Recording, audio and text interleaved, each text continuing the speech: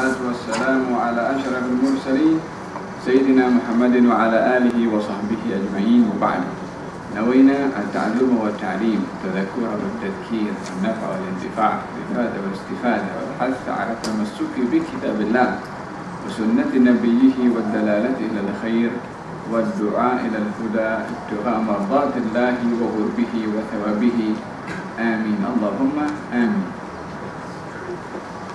Sampai kepada ayat yang ke 100 kan? 100? Hari ini 102. 102 hari ini?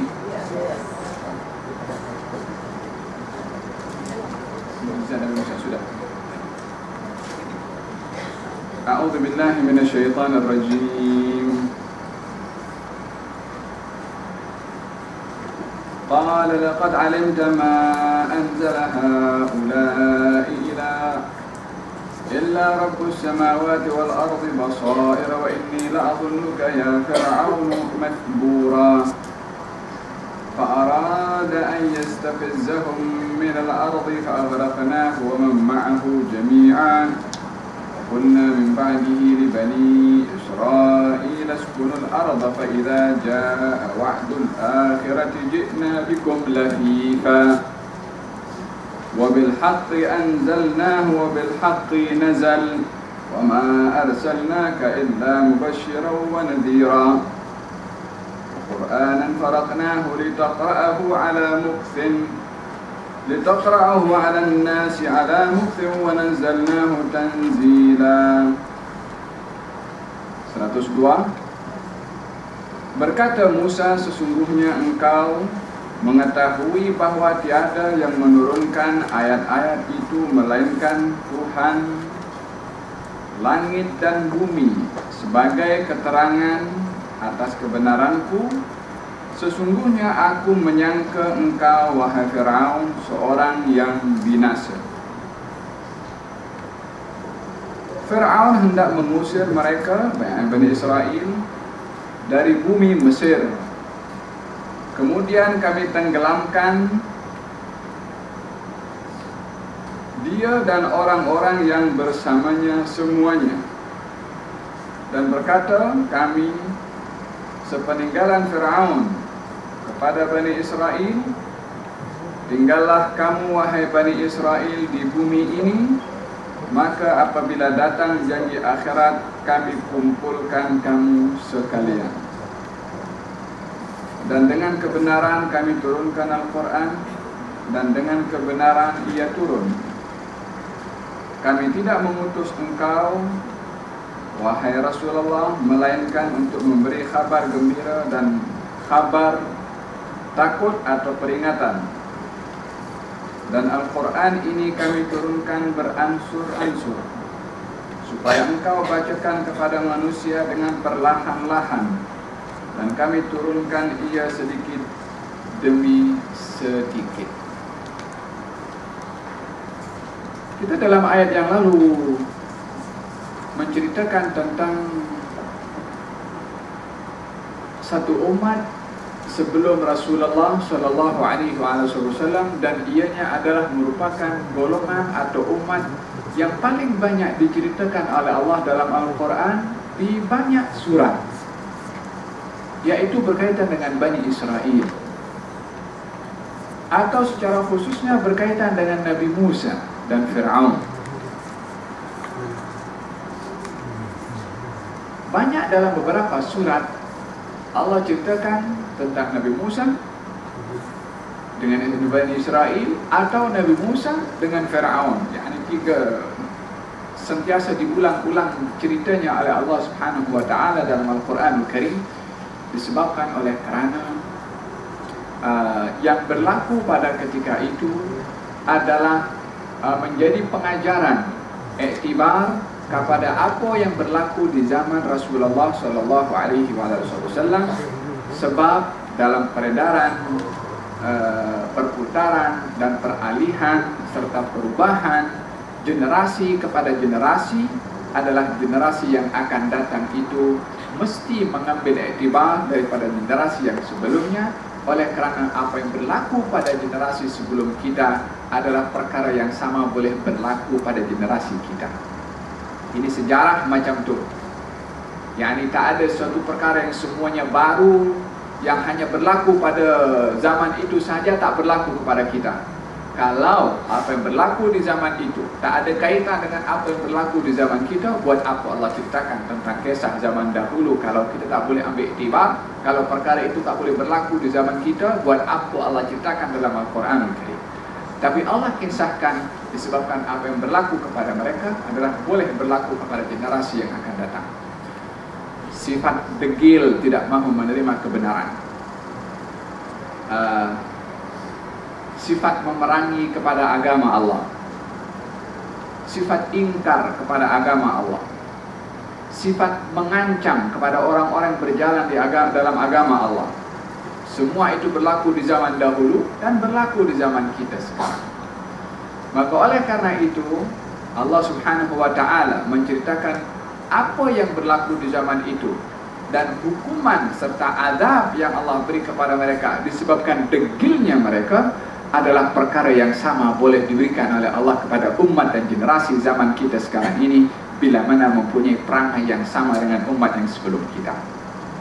Maka dalam hal ini Allah beritahu dalam Al-Quranul Karim, Allah berfirman, laqad alimta ma anzala haula'i illa rabbus samawati wal ard basair wa inni la adhunnuka ya fir'aunu mathbura. Dan kamu, wahai Firaun, sungguh kamu tahu sesungguhnya yang menurunkan semua itu apa maknanya semua? Ayat-ayat mukjizat yang 9 saya jelaskan dalam ayat yang sebelumnya. Kalau kita perhatikan ayat yang sebelumnya 101, ayat itu mempunyai arti atau apa? Allah memberitahukan walaqad ataina Musa, dan kami telah memberikan kepada Nabi Musa 9 ayat, yakni 9 mukjizat bayinat yang menjadi keterangan-keterangan. Yani tujuannya apa ayat-ayat itu adalah untuk meyakinkan kebenaran ajaran Nabi Musa. Apa 9 ayat itu? 9 ayat itu dikatakan adalah Al-Tufan, angin yang kuat yang Allah hantarkan kepada Fir'aun dan kaumnya. Ataupun Al-Jarad. Apa Al-Jarad itu? Belalang. Yang ketiga Al-Dhafadi', hantarkan katak. Kita kalau pernah tengok dalam TV itu Animal Planet, macam mana di satu kawasan itu bila mana dihantarkan apa berlaku hama yang merosakkan tanaman dalam bentuk belalang, itu belalang saya rasa lagi lebih banyak daripada manusia. Ini awan tertutup dengan belalang atau langit ini. Luar biasa, berjalan itu memang pijak belalang lah. Luar biasa banyaknya yang dihantarkan atau yang berlaku di zaman kita sekarang ini. Dalam Animal Planet kita boleh tengok, kita mesti membayangkan bila mana kejadian-kejadian seperti itu kita tengok di TV, kita mesti ingat bagaimana dahsyatnya Allah hantarkan kepada Firaun waktu itu. Yani di setiap tempat, tak kira di bilik, di makanan, di mana saja, semuanya penuh dengan belalang. Firaun mengatakan, ya Musa, kamu doa kepada Allah supaya ini azab diangkat oleh Allah. Kamu berdoa kepada Tuhan kamu. Dan dia pun tak mahu mengakui juga itu Allah Tuhan kepada seluruh manusia. Nabi Musa minta doa sebab Fir'aun berjanji kalau ini azab diangkat aku nak beriman. Diangkat azab oleh Allah Subhanahu Wa Taala, belalang itu tak nak beriman, gofur lagi. Dihantarkan lagi hukuman Allah oleh Allah dalam bentuk apa? Dhafadi', dihantarkan katak. Di setiap tempat banyak katak. Makanan buka dia punya tutup itu katak yang ada. Tak bercampur semua. Kita kalau buka makanan ada binatang kecil saja dah kita nak buang itu makanan. Ada lipas saja sudah entah apa kita nak buat. Kalau di restoran kita komplain kepada, kita boleh, orang yang kejam sikit dia akan saman itu. Ini katak berada dalam. Berapa tak boleh nak makan. Minta bagi tahu kepada Nabi Musa, suruh angkat. Diangkat oleh Allah Subhanahu Wa Taala. Katanya nak beriman. Dah diangkat, tak nak beriman. Allah hantarkan darah. yakni azab demi azab di dunia oleh Allah Subhanahu Wa Taala diturunkan kepada Firaun agar supaya mahu menerima agama Allah Subhanahu Wa Taala. Yakni Allah menghendaki supaya mereka Bani Israel atau Firaun dan juga kaumnya mahu menerima, dipaksa supaya menerima, nak menyelamatkan kepada Firaun dan kaumnya. Dihantarkan pelbagai hukuman di dunia kerana hukuman di akhirat jauh lebih dahsyat dan lebih hebat. Dah 9 diturunkan oleh Allah Subhanahu Wa Taala daripada apa itu 3 perkara yang saya sebutkan sebentar tadi. Darah dihantarkan, kemudian musim kemarau panjang, kemudian Firaun nampak bagaimana lautan itu dibelah oleh Nabi Musa. Pelbagai mukjizat Firaun nampak, tapi hati dah tertutup untuk menerima, tidak mahu juga beriman. Baru dihukum oleh Allah Subhanahu Wa Taala dengan kehancuran secara keseluruhan. Yakni setelah ditunjukkan oleh Allah akan mukjizat-mukjizat itu, yang tujuan utama mukjizat itu diturunkan oleh Allah melalui Nabi agar supaya kaum Nabi itu dapat menerima ajakan Nabi tersebut dengan bukti mukjizat yang tak boleh mana-mana makhluk mendatangkannya kecuali Rasul yang diutus oleh Allah Subhanahu Wa Taala, dan juga tidak mahu beriman kepada Nabi Musa, baru dihancurkan oleh Allah Subhanahu Wa Taala. Allah berfirman mengatakan, menyampaikan kepada Firaun, laqad alimta, wahai Firaun, kamu tahu, ma anzala haula, tidak menurunkan ayat-ayat tadi itu, tufan, belalang, katak, darah, musim kemarau panjang, dan banyak lagi mukjizat-mukjizat yang Allah berikan kepada Nabi Musa. Kamu Firaun dah tahu itu yang ditunjukkan oleh Nabi Musa adalah yang menurunkan adalah yang menciptakan langit dan bumi, yakni Allah Subhanahu Wa Taala. Allah memberitahukan bahwasanya Firaun tahu kalau yang ditunjukkan oleh Nabi Musa datangnya daripada Allah. Sebab Firaun sedar ahli-ahli sihir yang ada di zaman Firaun, yang pakar, yang mempunyai kelebihan luar biasa dalam ilmu sihirnya, tak boleh mendatangkan seperti mana Nabi Musa. Yakni yang ahli sihir pun tak boleh. Itu kejadian tongkat berubah menjadi ular. Ahli sihirnya yang hanya meletakkan tali yang disihir itu, mata manusia nampak tali macam ular, tapi bukan itu tali berubah menjadi ular. Nah, yang berubah, yang mampu mencipta daripada benda mati kepada benda hidup menjadi hidup, hanya Allah Subhanahu Wa Taala. Allah yang maha menghidupkan dan hanya Allah yang mematikan. Tak ada mana-mana manusia boleh menghidupkan sesuatu yang mati ataupun mematikan sesuatu yang hidup.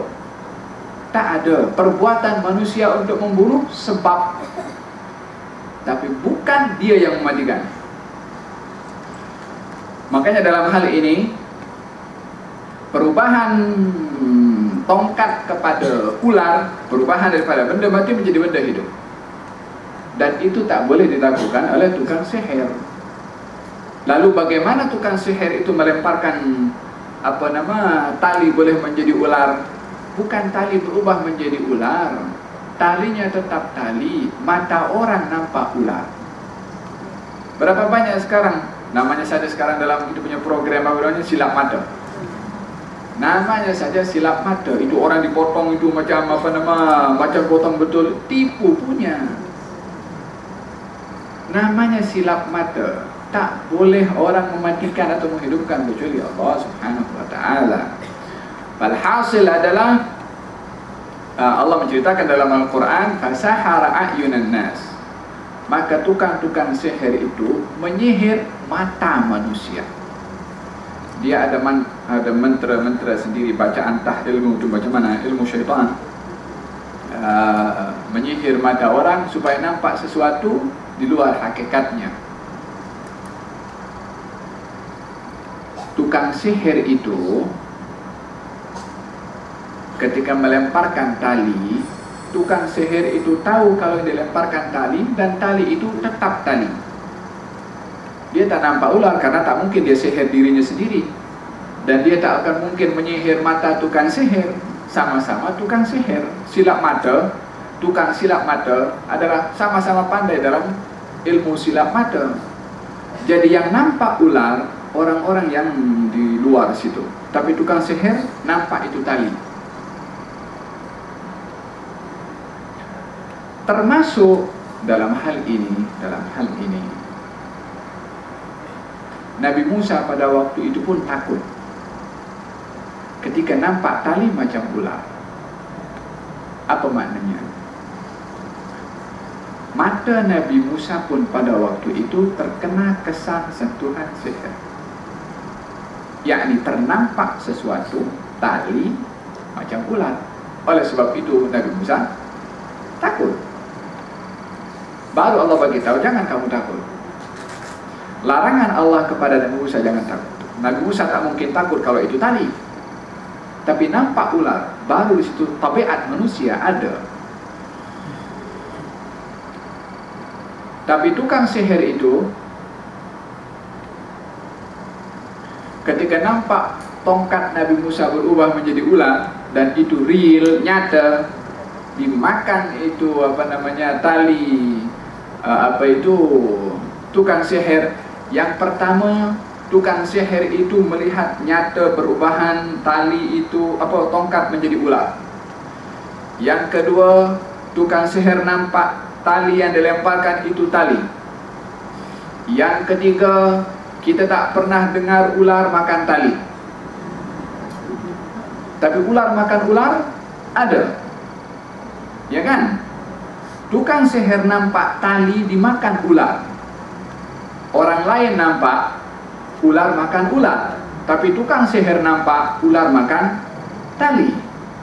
So ini benda yang menakjubkan dan menarik perhatian tukang sihir, bahwasanya perkara ini perkara di luar perbuatan manusia. Sebab dirinya mereka tukang sihir tak boleh buat macam tu, dan mereka adalah orang-orang yang pakar dalam ilmu sihir. Maka mereka meyakini batasan ilmu sihir ini hanya sampai kepada apa yang dicapai oleh mereka tukang-tukang sihir. Tapi yang diceritakan oleh Nabi Musa, dia bukan tukang sihir, tak belajar sihir pun, tetapi keajaibannya dan kehebatannya lebih daripada ilmu tukang sihir. Mereka menyadari kalau apa yang ada pada Nabi Musa bukan ilmu daripada manusia, tapi daripada Allah Subhanahu Wa Taala. Oleh sebab itu tukang sihir terus beriman kepada Nabi Musa, walaupun diancam oleh Firaun akan dibunuh, dia kata tetap aku akan beriman kepada Tuhan Nabi Musa, yang pada akhirnya mereka dihukum oleh Firaun. Firaun pada waktu itu masa nampak Nabi Musa menunjukkan pelbagai keajaiban, mukjizat yang cukup besar dan hebat. Firaun minta tolong kepada siapa? Kepada tukang sihir. Dipanggil tukang sihir itu, dalam Al-Quran Allah ceritakan, dipanggil oleh Firaun, siapa daripada kamu yang mampu mengalahkan kepada Musa, maka dia adalah termasuk orang yang akan didekatkan oleh aku kepada aku, yang akan dibagi hadiah, diangkat, dia punya pangkat, dia punya jawatan, ada bagi segala keperluannya. Kalau Firaun punya kemampuan mencabar kepada Nabi Musa, dia akan cabar sendiri. Kalau Firaun mempunyai kemampuan untuk mencabar mukjizat yang dibawa oleh Nabi Musa, tak perlu suruh Nabi Musa berdoa kepada Allah supaya angkat mukjizat itu. Firaun menyadari apa yang berlaku daripada daripada belalangnya, kataknya, darahnya. Firaun tak boleh nak mengawal itu, walaupun dirinya mengaku Tuhan. Oleh sebab itu dia minta Nabi Musa suruh angkat itu azab dari Allah. Firaun tahu kelemahan dirinya. Ketika melihat kejadian pertandingan Nabi Musa dengan tukang sihir, masalah tali dan ular tadi yang saya ceritakan, Firaun menyaksikan nyata bahwasanya apa yang dilakukan oleh tukang sihir itu tak boleh menandingi apa yang dilakukan oleh Nabi Musa. Firaun sedar daripada mukjizat 9 tadi. Firaun sedar dirinya tak mampu. Daripada Nabi Musa dengan tukang sihir masalah tali dan ular tadi, Firaun sedar tukang sihir tak boleh mendatangkan perkara yang didatangkan oleh Nabi Musa, yang menunjukkan Firaun yakin yakin 100% kalau apa yang dibawa oleh Nabi Musa adalah benar. Oleh karena demikian Allah bagi tahu, laqad alimta, wahai Fir'aun, kamu sebenarnya sedar dan tahu, ma anzala haula, tidak menurunkan kepada semua mukjizat-mukjizat, keajaiban-keajaiban, keterangan-keterangan tadi itu, illa, kecuali yang menurunkan itu adalah Rabbus samawati wal ardh, Tuhan yang menciptakan langit dan bumi. Allah yang kasih itu. Kamu tahu wahai Fir'aun. Basair, yakni dengan jelas. Wa inni la adhunnuka ya Fir'aun, dan sesungguhnya aku wahai ini Nabi Musa yang berkata, dan sesungguhnya aku wahai Fir'aun menyangka kamu ya Fir'aun, wahai Fir'aun, mathbura, binasa, celaka. Ini perkataan Nabi Musa direkodkan oleh Allah Subhanahu wa taala kepada Firaun. Wahai Firaun, kata Nabi Musa, kamu tahu sesungguhnya semua yang saya datangkan itu adalah datangnya daripada Allah, menciptakan langit dan bumi, dan saya yakin kamu wahai Firaun adalah orang yang binasa. Sebab apa Nabi Musa kata Firaun binasa? Ditunjukkan ayat-ayat yang jelas, mukjizat-mukjizat yang luar biasa yang tak boleh ditandingi, tetap tidak mahu beriman. Apalagi yang akan dihukumkan kepada seseorang yang nampak kebenaran dengan jelas tapi tak mahu menerima kebenaran. Kalau saya katakan kita keluar daripada masjid ini bagi tahu, itu matahari ada, mana tak nampak pun. Apa nak kata kepada orang kata matahari depan tengah hari bolong macam ni, macam mana boleh kata matahari tak ada? Benda yang begitu jelas, kita akan kata orang ni gila, tak waras. Macam mana tengah hari macam ni tak ada, dikatakan tak ada matahari. Macam tu juga Firaun. Kebenaran yang begitu jelas kepada Firaun tak mahu menerima juga. Maka tak ada apa-apa yang boleh dipaksakan oleh Firaun, kecuali Nabi Musa pada akhirnya mengatakan kamu akan binasa. Dengan apa? Dengan kedegilan kamu tidak mahu menerima keterangan-keterangan dari Allah Subhanahu wa taala. Di sini adalah menunjukkan bahwasanya hidayah yang membawa kesan kepada seseorang yang ditunjukkan hidayah oleh Allah bukan menjadi sebab utama orang itu boleh mendapatkan hidayah. Terkadang orang boleh nampak perkara itu benar, orang boleh tahu perkara ini adalah baik, orang boleh tahu perkara ini adalah yang patut dibuat, tapi dia tak mahu menerima kebenaran, dia tak mahu buat, tak mahu menerima kebaikan. Apa sebab? Kebaikan ada di hadapan mata, hidayah nyata di hadapan mata, tapi dia tak mau menunjukkan hidayah yang berkesan itu adalah kembali kepada sesiapa yang akan diberi hidayah oleh Allah Subhanahu wa taala. Oleh sebab itu kenapa kita meminta hidayah? Sebab yang berhak memberi keberkesanan hidayah kepada hati dan jiwa itu hanya satu saja, Allah. Bukan manusia, bukan ceramah-ceramah manusia, ceramah ataupun apa saja wasilah sebab nak menyampaikan hidayah. Tapi yang membawa kesan hidayah kepada orang yang ingin diberi hidayah adalah Allah Subhanahu wa ta'ala. Olehada dikatakan oleh Allah dalam Al-Quran, fa innaka la tahdi man ahbabta walakinnallaha yahdi man yasha'. Sesungguhnya engkau wahai Rasulullah tidak dapat memberi hidayah kepada sesiapa yang kamu suka nak beri, yakni hidayah yang boleh nampak keberkesanannya dalam hati dan jiwa adalah bukan berada pada tangan sesiapapun juga. Walakinnallaha yahdi man yasha', tapi hanya Allah yang berhak untuk memberi hidayah kepada sesiapa yang ingin dikehendaki oleh Allah diberi hidayah. Moga-moga Allah Subhanahu wa ta'ala menjadikan kita orang-orang yang dinampakkan oleh Allah sebab-sebab untuk mendapatkan hidayah dan diberi keberkesanan dengan hidayah ditampakkan oleh Allah Subhanahu wa ta'ala. Allahumma hdina fiman hadait.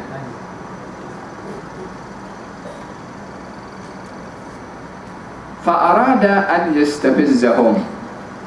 Ini bukti bagaimana seseorang yang degil tidak mahu menerima hidayah. Dalam ayat yang ke-104, fa'arada an yastafizzahum, atau 103, Firaun hendak mengusir mereka. Siapa mereka di situ? Nabi Musa dan juga Bani Israel. Daripada mana? Daripada bumi Mesir. Minal ard, daripada bumi, maksudnya daripada bumi Mesir yang dimaksudkan, karena Mesir pada waktu itu dikuasai oleh Firaun, dan Bani Israel pada waktu itu adalah menjadi hamba kepada Firaun di Mesir. Fa'arada an yastafizzahum, maka Firaun hendak mengusir mereka dari bumi Mesir. Mengusir maksudnya itu adalah bukan hanya nak mengeluarkan sahaja, sebab awalnya Nabi Musa datang kepada Firaun, meminta kepada Firaun agar supaya Bani Israel diserahkan kepada Nabi Musa, yakni meminta kepada Firaun supaya Bani Israel diserahkan kepada Nabi Musa untuk dibimbing, karena Nabi Musa diutus oleh Allah secara khususnya adalah kepada Bani Israel. Maka Firaun melarang, tidak mahu menyerahkan Bani Israel kepada Firaun, disebabkan Firaun bergantung kepada Bani Israel yang diperhamba, yang dipekerjakan, yang menjadi pembantu kepada Firaun untuk membuat kegemilangan kerajaan Mesir pada waktu itu. Yang menjadi hamba, yang bekerja semua adalah Bani Israel.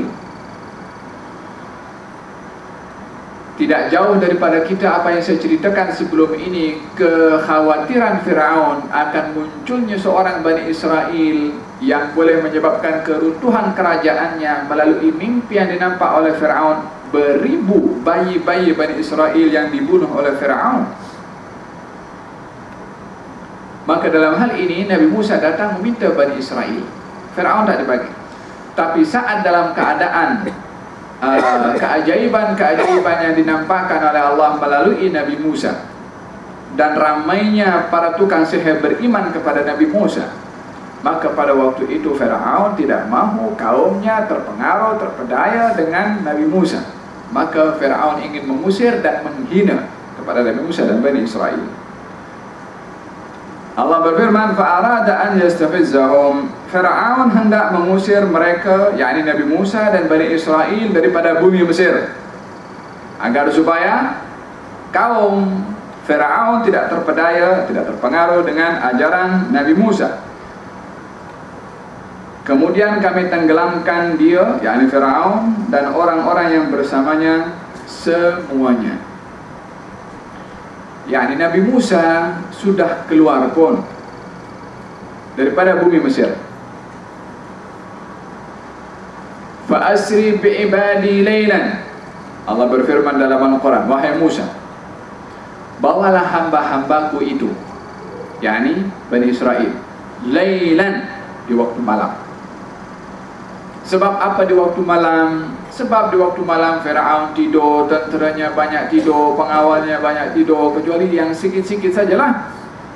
Laylan simbol kepada usaha berhati-hati, mengambil strategi, mencari waktu yang sesuai untuk keluar, lari daripada kekejaman Firaun. Maka dalam hal ini Allah mengajarkan kepada kita al-akhdhu bil asbab, mengambil sebab. Di dalam mengatur strategi, apa saja yang kita rancangkan, perlu kita mengambil sebab, lalu kita bertawakal. Mengambil sebab bukan bergantung kepada sebab. Orang yang beriman mesti mempunyai keyakinan bahwasanya sebab yang kita ambil tidak keluar dari kekuatannya, powernya, keberkesanannya, tak lebih daripada hanya sekedar sebab.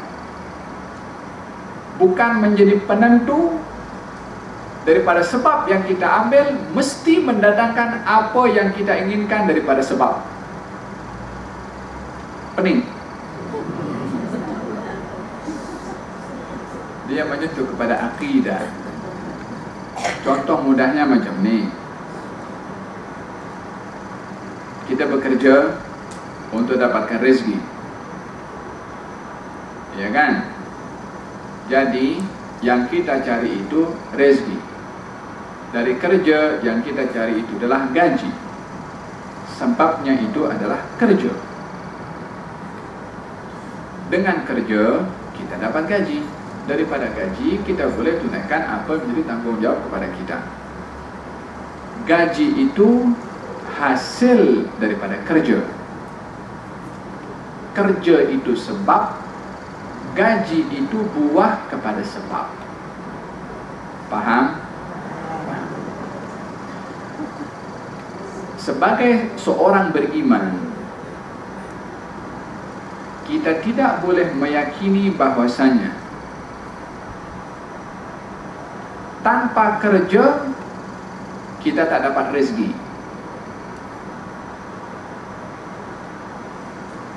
Tanpa kerja kita tak dapat rezeki. Keyakinan seperti ini salah. Sebab seakan-akan dia mengatakan bahwasanya yang memberi rezeki kepada kita adalah kerja. Sebab dia punya dalam ilmu mantiknya itu kerja dapat gaji.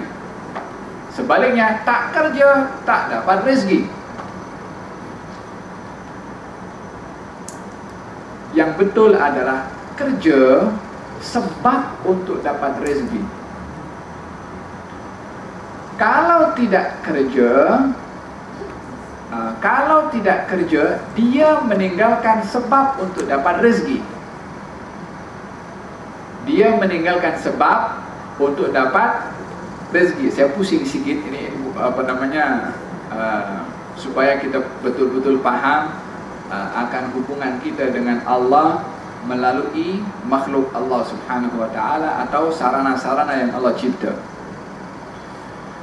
Kerja dapat rezeki, kerja sebab, rezeki adalah hasil daripada sebab. Seseorang yang bekerja, maka dia mengambil sebab untuk mendapatkan rezeki. Tetapi tidak diperbolehkan dia meyakini bahwasanya rezeki, sebab inilah, kerja inilah yang menyebabkan, yang menjadikan saya dapat rezeki. Kalau saya tak bekerja, saya tak mungkin dapat rezeki. Ini dia mengaitkan rezeki dengan sebab. Yang betul adalah kerja adalah sebab untuk dapat rezeki. Orang yang tak bekerja, maka dia telah meninggalkan sebab untuk dapat rezeki. Tapi rezekinya adakah dia dapat atau tidak? Mungkin dapat daripada tempat yang lain. Tapi kalau dia tutup, kalau tak kerja tak boleh dapat rezeki. Dia tutup pintu rezeki Allah yang mungkin datang daripada sebab yang lain. Contoh yang lebih jelas lagi, api itu panas, betul tidak? Kalau panas dia boleh membakar. Macam mana api Nabi Ibrahim? Dia kata, Allah berfirman, wa qulna ya naru kuni bardan wa salaman ala Ibrahim. Wahai api, jadilah kamu sejuk kepada Nabi. Api itu panas atau sejuk? Panas. Macam mana boleh sejuk kepada Nabi Ibrahim? Sebabnya diambil oleh Allah Subhanahu wa taala. Api yang Allah cipta itu panas, berkuasa Allah untuk menjadikan api itu sejuk. Sebab dijadikan oleh Allah wasilah mendapatkan rezeki. Boleh seseorang itu mendapatkan rezeki tanpa sebab. Jangan pula orang nak balik rumah tak payah bekerja. Kita garanti Allah sudah bagi rezeki kita punya dijamin oleh Allah Subhanahu wa taala.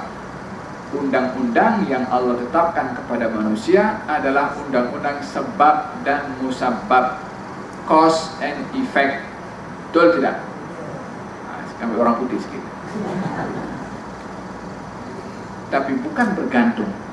Saya ingat di sini saya ada cerita tentang bagaimana itu Siti Maryam. Satu Siti Maryam, dia berada dalam mihrab, tak keluar daripada tempat ibadahnya, hari-hari berada di sana.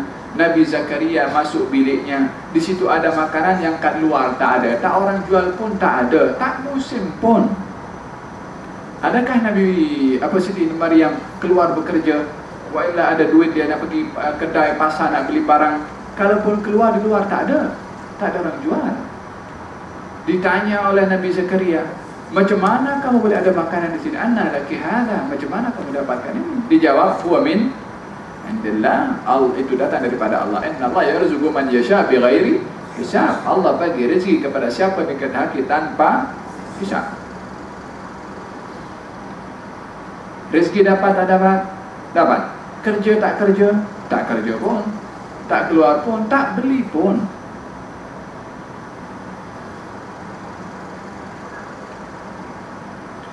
Masa Siti Maryam dalam keadaan hamil dan lapar, nak makan, Allah Subhanahu wa taala bagi tahu, wa huzzi ilayki bi jid'in nakhlati tusaqit alayki rutaban janiyya.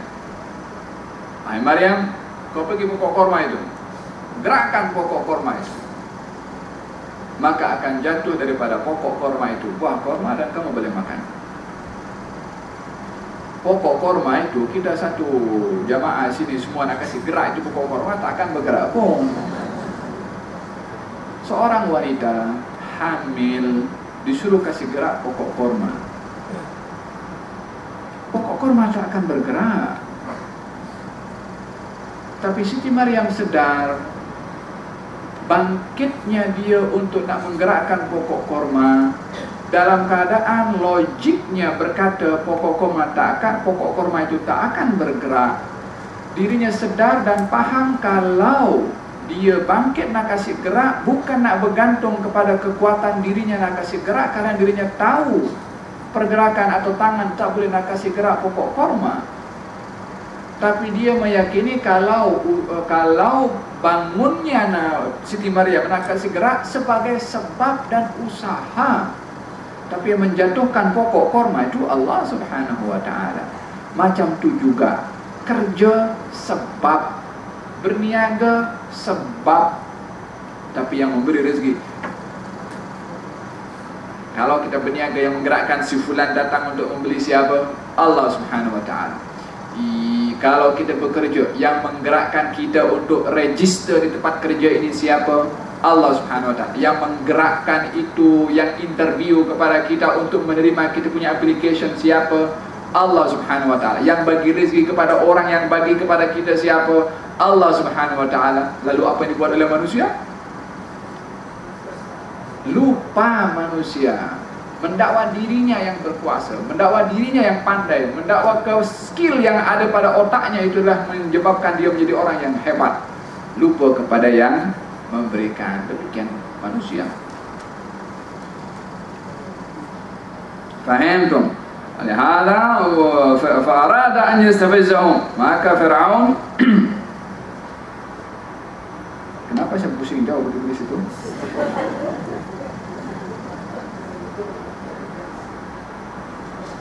Fa'arada an yastafizahum, maka Fir'aun menghendaki untuk mengusir dan mengusir Nabi Musa dan Bani Israel. Nabi Musa pun dah keluar, tetapi Firaun tidak puas hati dengan apa yang berlaku kepada Firaun dan bangsanya atau kaumnya dengan Nabi Musa keluar membawa Bani Israel, barulah dikejar. Okey, afwan. Tadi cerita pasal apa? Pasal keluar Nabi Musa dengan kaumnya di waktu malam. Fa asri bi ibadi lailan, bawalah kau dengan hamba-hambaku wahai Musa di waktu malam, yakni sebagai satu mengambil sebab, mengelak atau menyusun strategi untuk tidak dapat dicam atau diketahui atau ditangkap oleh tentera-tentera dan pengawal-pengawal Firaun. Di waktu malam senyap-senyap dibawa keluar. Dalam hal ini perlunya kita mengambil sunnatullah, sebab musabab atau strategi yang disusun awal, tapi tetap bergantung kepada Allah Subhanahu wa ta'ala, tidak bergantung kepada sebab. Fa'asri bi ibadi lailan innahum jundum mughraqun, bawalah hamba-hambaku di waktu malam, sesungguhnya mereka itu Firaun dan tentera-tenteranya adalah merupakan tentera-tentera yang akan ditenggelamkan oleh Allah Subhanahu wa ta'ala. Kemudian Nabi Musa ketika membawa Bani Israel dan sampai kepada tepi lautan, Firaun menyadari kalau Bani Israel sudah pun keluar daripada bumi Mesir, dikejar oleh Firaun. Kerana dendam dan marahnya Firaun, maka pada waktu itu kejar dan juga tertangkap Bani Israel dalam keadaan tersepit antara tentera Firaun dan lautan. Maka kata Bani Israel mengatakan, inna lamudrakun, kami kalah, kami terperangkap sudah. Mengatakan kepada Nabi Musa, halas, masuk terus laut yang terbentang luas, siapa yang akan berenang sampai ke tepian? Nak kembali ke belakang, Fir'aun dengan tentera dan juga senjata lengkap, maju mati, mundur pun mati.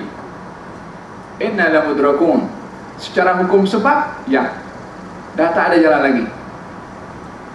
Orang-orang yang bergantung kepada sebab macam Bani Israel akan berkata demikian.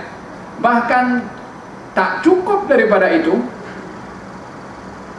tidak bertawakal kepada Allah, tidak menunggu datangnya bantuan daripada Allah, sifat kesal dan kecewa serta putus asa kepada Allah ada pada Bani Israel. Inna lamudrakun, kami dah tak ada lagi jalan keluar.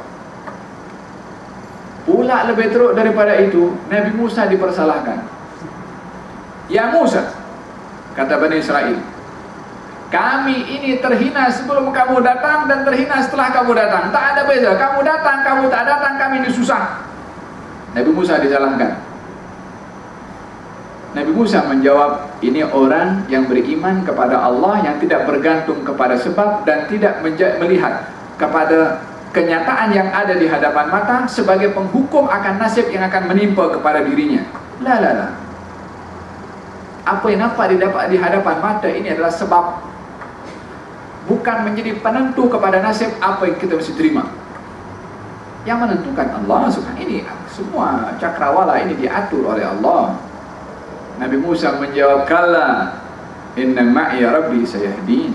Tak. Kami tidak tersepit, kami tidak kalah, kami tidak akan hancur, kami tidak akan binasa, kamu pun juga sama. Sebab apa? Inna ma'iya rabbi, bersama dengan saya Tuhan saya. Yang suruh saya keluar Tuhan saya. Bukankah tadi saya katakan Allah suruh kepada Nabi Musa, fa'asri bi'ibadi laylan, wahai Musa, keluarlah kamu dengan kaum kamu di waktu malam. Yang suruh siapa? Allah subhanahu wa ta'ala. Nabi Ibrahim ketika disuruh letakkan Siti Hajar dengan Nabi Ismail dengan bekalan yang sederhana di tempat yang tiada sumber penghidupan, di tengah-tengah padang pasir, tak ada orang duduk sana, diletakkan di tengah-tengah padang pasir situ. Sebab apa? Kata Siti Hajar mengatakan, wahai suamiku, engkau letakkan aku di tempat yang seperti ini, tak ada sumber penghidupan, tak ada orang pun nak tolong kepada saya.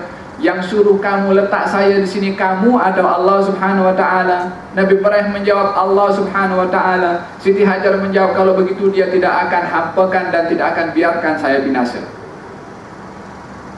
Suami meletakkan istri dan anaknya yang masih menyusui di tempat yang memang terancam dengan berbagai macam bahaya, panas, binatang buas, macam-macam boleh berlaku, tapi diletakkan di situ.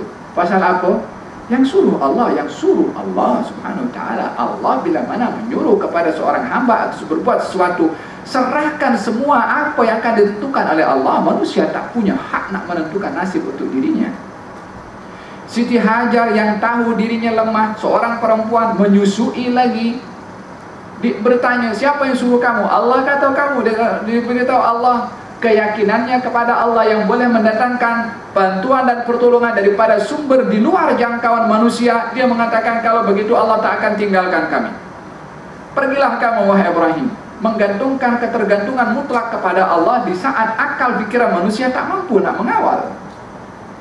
Ini adalah puncak keimanan seseorang kepada Allah Subhanahu wa ta'ala. Mutlak, maksimum. Kalla inna ma'iya rabbi sayahdin, bersama dengan saya Allah, yang suruh saya keluar Allah, yang akan menjadikan keadaan tersepit seperti ini adalah Allah, dan dia juga yang akan memberikan jalan keluar kepada kita. Seorang yang beriman mesti meletakkan harapan kepada Allah tanpa batas.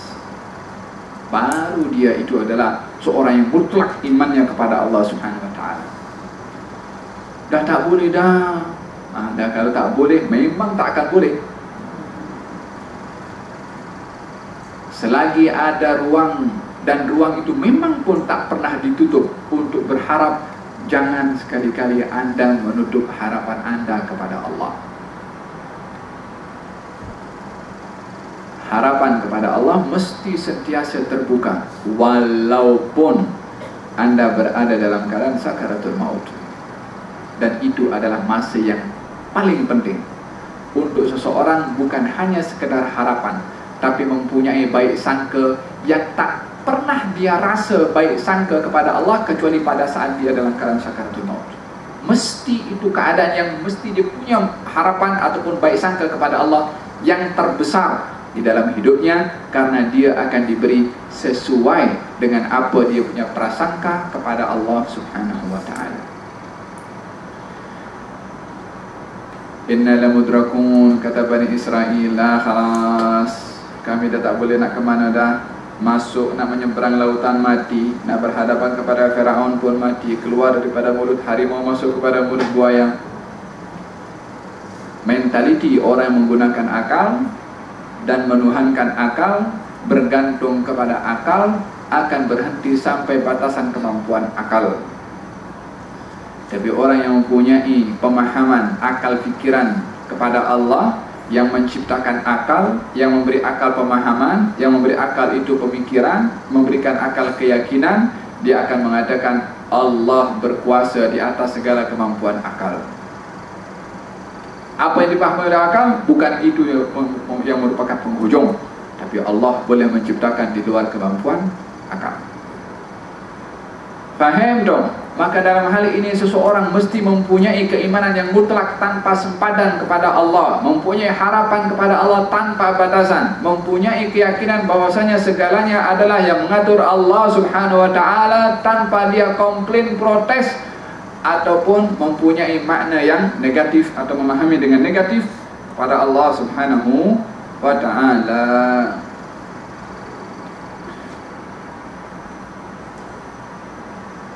Maka Nabi Musa baru diperintahkan oleh Allah, fadribil bahra, pukullah lautan itu. Dipukul oleh Nabi Musa. Ini pun sebab. Subhanallah, berapa banyak kita pengajaran mengambil sebab. Allah suruh Nabi Musa pukul kepada laut. Dengan apa? Dengan tongkat. Laut dipukul dengan tongkat. Itu kalau satu tan batu jatuh ke lautan, hanya percikan saja air akan berlaku. Apatah lagi setangkai tongkat saja. Mungkin sebelah sana tak kena. Pukul macam ni, percikan sebelah sana tak kena. Ikut hukum siapa? Ikut hukum akal. Tapi orang yang dia telah membebaskan diri daripada terbelenggu dengan akal, tapi jangan tak pakai akal juga, nanti tak pakai akal susah pula. Tidak menjadikan akal sebagai penentu kepada apa yang kita paham melalui akal. Akal ini alat saja untuk berfikir. Nabi Musa disuruh fatrukil bahra, disuruh pukul kepada laut. Nabi Musa tak guna akal lagi dah, menggunakan keyakinan kepada Allah. Allah suruh dia buat. Masuk di akal tak masuk di akal, Allah suruh dia buat. Berapa banyak dalam hukum hakam yang akal kita tak boleh terima. Tapi biasanya orang-orang beriman, bila mana tahu itu hukum Allah, dia buat. Paham dia tak paham. Zaman kita sekarang, orang akan menandingi kepada hukum yang diturunkan oleh zat yang menciptakan akal, dengan dalil ini hukum dah tak relevan lagi. Ini warisan laki-laki perempuan zaman itu. Tak ada perempuan bekerja. Zaman kita sekarang perempuan bekerja, bahkan tak sikit lagi perempuan bagi nafkah kepada suami. So jadi ubahlah sikit hukum tu. Macam mana? Kurang-kurang equal, laki dengan perempuan sama. Atau kita tengok, kalau perempuan bagi nafkah kepada laki-laki, maka dalam hal ini perempuan 2 kali ganda daripada laki-laki. Yang bagi hukum siapa? Yang bagi akal nak berfikir tu. Ini yang bagi kepada kita akal, maha tahu apa yang dipikirkan oleh akal zaman dulu dan zaman yang akan datang. Sebelum manusia yang akan dicipta, yang akan punya akal di masa akan datang, Allah dah tahu. Kita pula manusia zaman sekarang, tak ada orang yang lebih tak waras daripada orang macam tu. Sebab nak melangkahi yang menciptakan akal. Kalau kita ada anak murid, seorang profesor yang ahli dalam membuat kereta, menghadapi anak murid yang baru keluar SPM wala college. Ini anak murid yang SPM wala college tu bagi tahu kepada profesor, saya rasa ini macam tak kena lah zaman kita sekarang ini. Sebab bila dia nak mengajar kepada profesor, apa agaknya profesor dia akan kata? Dia senyum saja. Itu profesor selok belok cara nak buat kereta, dia dah telusuri sedalam-dalamnya. Kalau anak murid baru saja praktikal dengan satu kajian, dah nak menyalahkan teori yang dibuat oleh profesor, dia akan kata kalau nak naik tangga itu tangga 1, 2, jangan ke 10, tak sampai jatuh. Ini yang mencipta hukum, yang menentukan undang-undang dan ajaran-ajaran adalah yang menciptakan manusia sebelum kita dan yang menciptakan manusia yang akan datang. Tahu segala-galanya. Tak ada perkara yang gaib dari Allah Subhanahu wa ta'ala. Segala apa yang berlaku kepada kita daripada realiti yang zahirnya mungkin akal kita tak boleh menerima ataupun hati kita susah nak menerima. Ingat, hati dan akal anda terbatas dengan apa yang dipahami dan dirasa oleh anda. Tapi yang tersimpan di sebalik apa yang dirasa oleh hati dan dipaham oleh akal, terdapat rahasia yang hanya diketahui oleh yang memberikan akal kepada kita, yaitu Allah Subhanahu wa ta'ala. Minta maaf kalau saya masuk pusing dalam falsafah sikit, sebab nak memberikan penjelasan tentang apa yang berlaku di sekeliling kita dalam hubungan kita dengan Allah Subhanahu wa ta'ala, dengan pelbagai masalah yang kita hadapi di dalam hidup secara individual ataupun secara keluarga ataupun persahabatan dan sekelilingnya. Dipukul itu tongkat oleh Nabi Musa, betul laut oleh Nabi Musa dengan tongkatnya. Apa yang berlaku? Maka kami jadikan lautan itu masing-masing kataudil azim. Dia macam satu gunung yang hebat, tinggi. Itu lautan terbelah. Masing-masing air itu meninggi ke atas. Itu air ombak yang berjalan, ditampung oleh macam dinding. Dinding itu juga terbuat daripada air juga. Ombak yang dibawa oleh angin dihalang oleh dinding air juga, jadi menumpuk tinggi.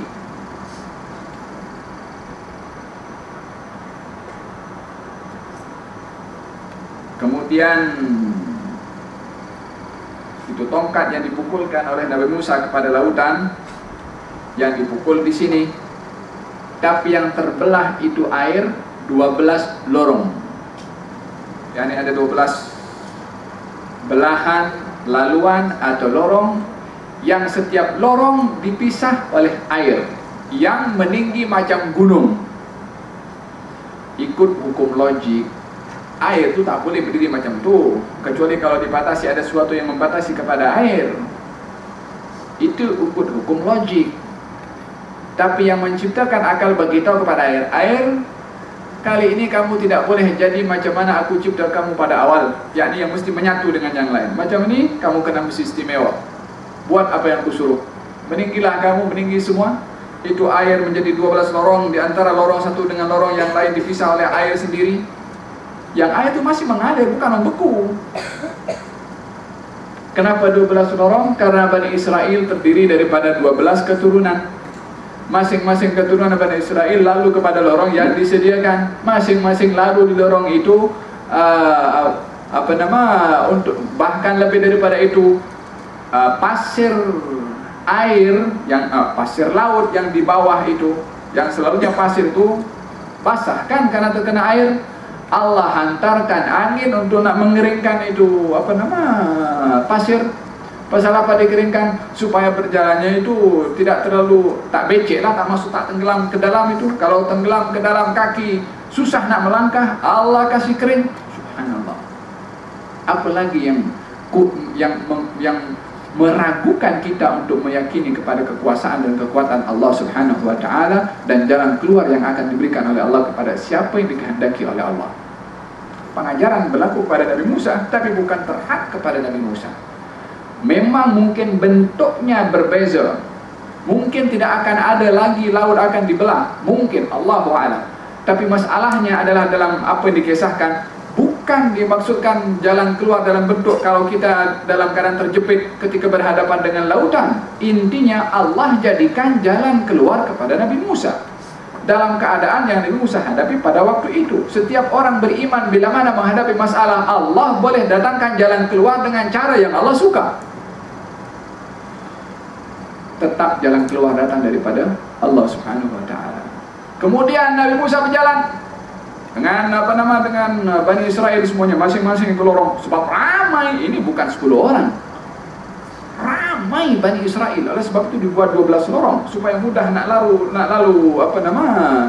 dengan ramai sekali memasuki lautan itu. Firaun mengatakan, "Hadza bi qudrati." Ini yang buat laut macam ni saya. Maklum dah degil, hati nurani tertutup, tak mahu menerima hakikat kebenaran, maka dia akan tertutup daripada segala kebenaran. Jangan sekali-kali Anda atau sesiapa sahaja bila mana melihat kebenaran mengingkari akan kebenaran itu. Yang dikhawatirkan Anda akan tidak nampak lagi kebenaran itu sebagai kebenaran. Insafi kebenaran yang Anda tak mampu nak buat. Ya, ini benar, tapi saya tak mampu. Lebih baik daripada Anda mengatakan kebenaran itu tetap benar. Yang lama-lama akan tertutup hati Anda untuk mengenali kebenaran yang sebenar. Kebenaran yang kita tak mampu, yang kita tak boleh nak buat, yakini kalau itu benar. Kita ditegur oleh orang, dinasihati oleh orang. Jangan sekali-kali nasihat yang benar itu mengatakan kau punya nasihat tak benar. Tak benar pula. Kecuali kalau memang tak benar lah, bagi kita tak benar. Tapi jangan sampai karena kita punya emosi melihat kebenaran yang kita tak mampu untuk nak melakukannya, kita mengatakan perkara itu tak benar. Lama-lama Anda akan melihat perkara yang benar tak benar. Kalau awalnya sedar perkara itu benar tapi tak mahu mengakui, lama-lama dah tak lagi nampak benda itu benar walaupun benar. Maka Nabi Musa yang sudah berjalan melalui lautan itu dikejar oleh Firaun. Setelah Firaun mengatakan ini adalah kuasa saya, dikejar oleh Firaun.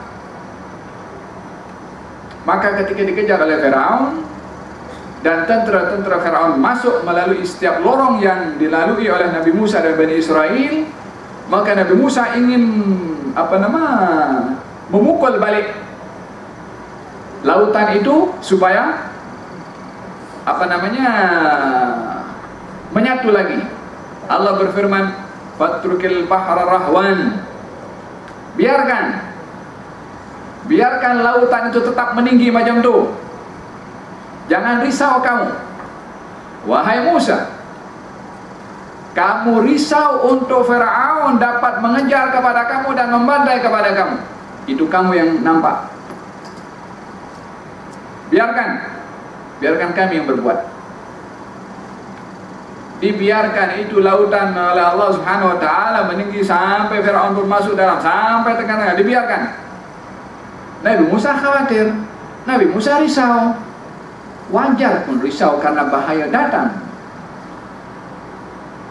Tetapi Allah ingin mengajarkan kepada manusia mutlak berserah kepada Allah Subhanahu wa taala dalam setiap keadaan, termasuk dalam kekhawatiran kita terhadap masalah yang kita hadapi. Dah masuk semua Firaun dan tentera-tenteranya, maka fa'araqnahu fil yammi wa huwa mulim, ditenggelamkan oleh Allah Subhanahu wa taala.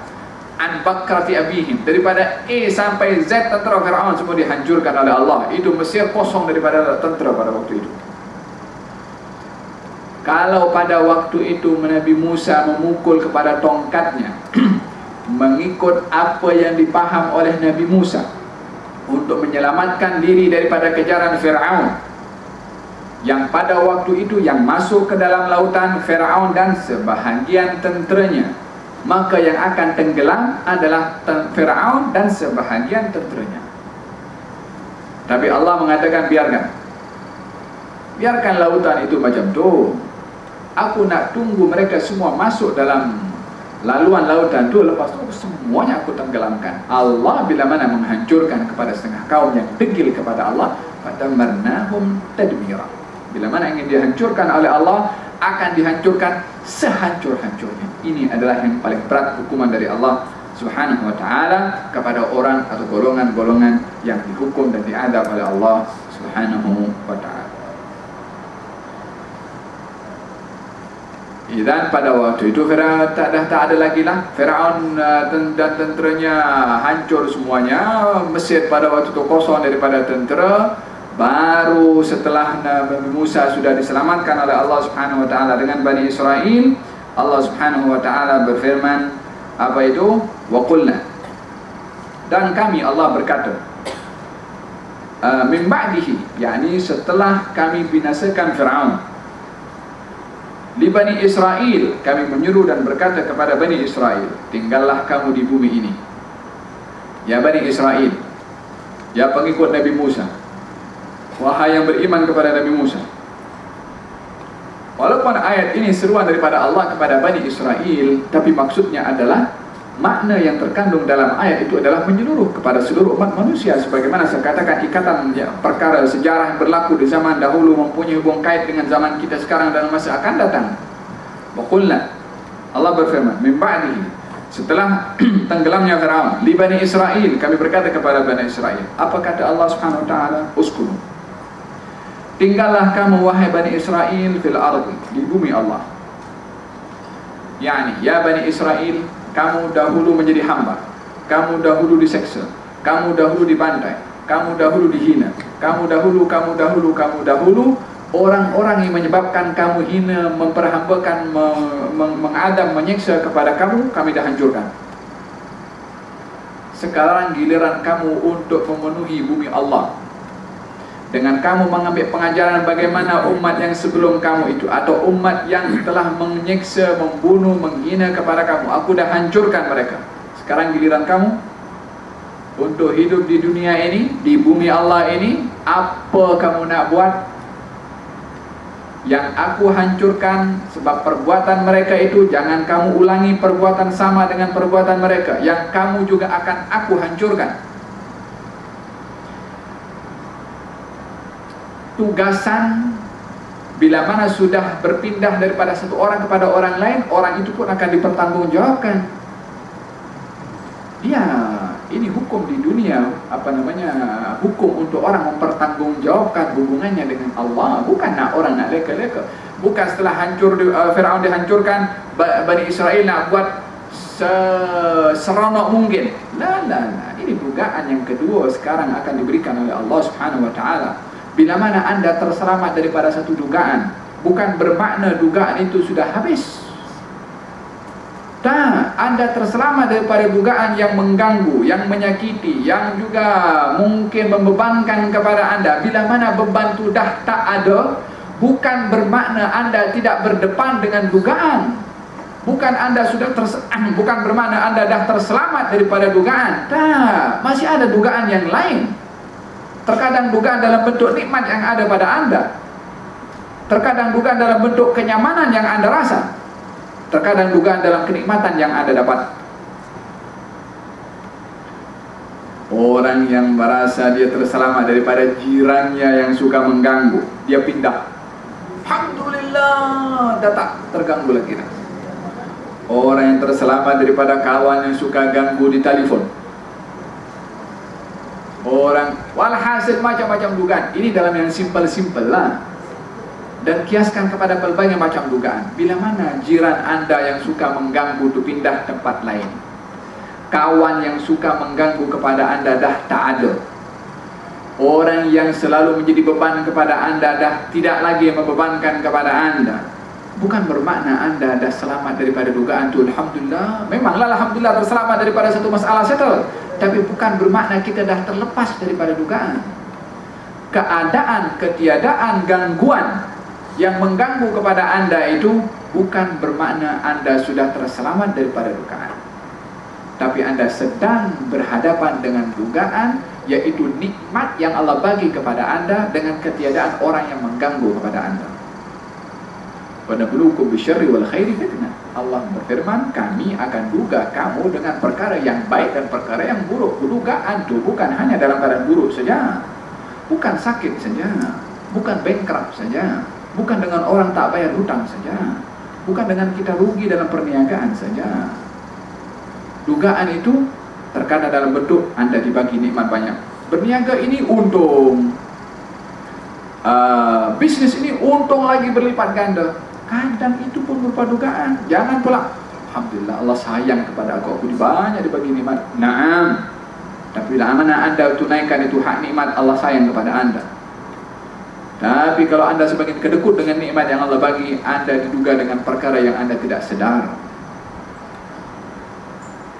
Intinya adalah tak ada orang yang tak diduga.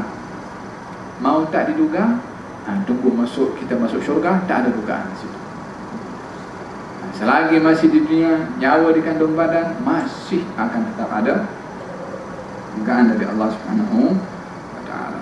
Uskunu al-ardha, kata Allah Subhanahu wa ta'ala mengatakan kepada Bani Israel, tinggallah kamu di bumi ini. Lalu fa idza jaa wa'dul akhirah, kalau datang janji Allah tentang hari akhirat, kami kumpulkan kamu sekalian. Kenapa Allah nak kumpulkan kamu wahai Bani Israel sekalian dalam kelompok-kelompok? Nak tahu Allah sudah bagi keamanan kepada kamu, Allah bagi kemenangan kepada kamu, Allah bagi kenyamanan kepada kamu, Allah bagi kuasa kepada kamu, Allah bagi segalanya kepada kamu. Apa kamu nak buat? Nanti kamu akan dipertanyakan bila mana kamu kembali kepada Allah di akhirat nanti. Apa kamu buat? Itu amanah dari Allah Subhanahu wa ta'ala. Wa bil haqqi anzalnahu wa bil haqqi nazal.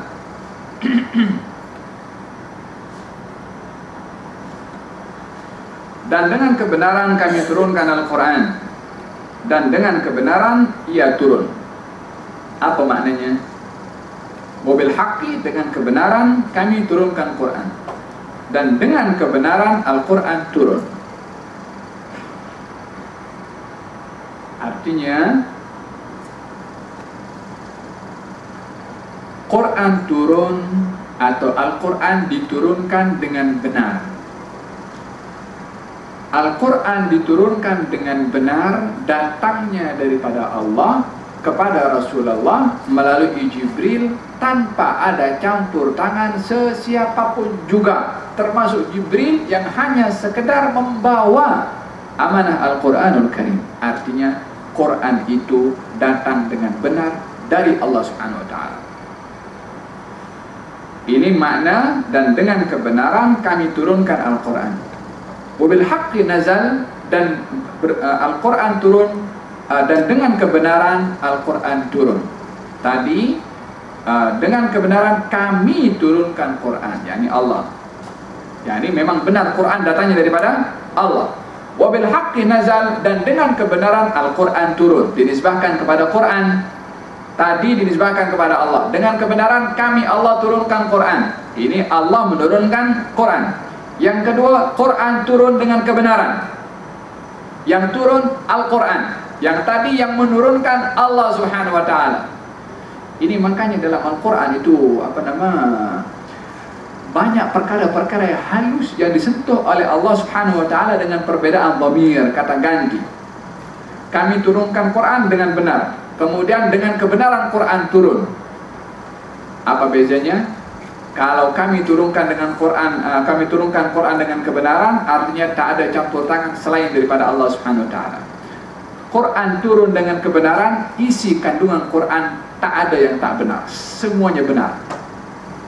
Wabil haqqi nazal, dan dengan kebenaran Al-Quran turun, tak ada perkara yang sama. yang abstrak, yang tidak jelas, atau apatah lagi yang batil di dalam Al-Quran. Tak ada, semuanya benar. Wa ma arsalnaka illa mubasysyiran wa nadhira, dan sungguh kami tidak mengutuskan engkau wahai Rasulullah kecuali sebagai pemberi kabar gembira dan juga peringatan. Wa Qur'anan faraqnahu, dan Al-Quran ini kami turunkan beransur-ansur. Yani berapa tahun Al-Quran turunkan oleh Allah Subhanahu Wa Taala? Selama 23 tahun.